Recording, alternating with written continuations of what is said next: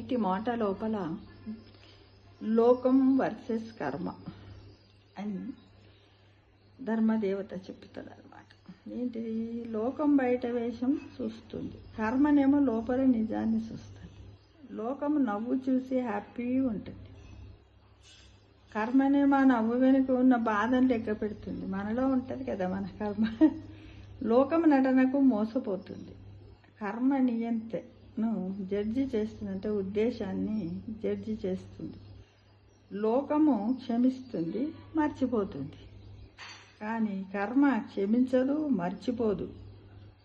File ఎప్పుడు ఓపెన్లోనే ఉంటుంది. అంటే మనము ఇక్కడ కలియుగంలో చేస్తున్నటువంటి ప్రతి కర్మ అక్కడ రికార్డ్ అవుతూ ఉంటుందని అర్థం అన్నమాట. లోకంలో ఎస్కేప్ ఉంది, తప్పించుకుంటాం. కర్మకి ఎస్కేప్ లేదు.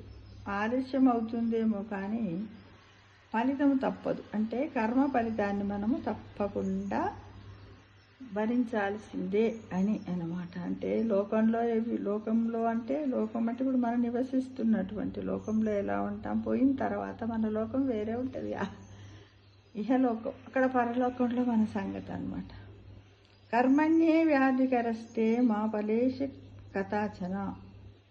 నీ పని చేయడం నీ చేతిలో ఉంది, ఫలితం మాత్రం కర్మ నియమాల ప్రకారం వస్తుంది అని అన్ని శాస్త్రాలలో పురాణాల్లో ఇతిహాసాల్లో పెద్దలందరూ చెప్పారు.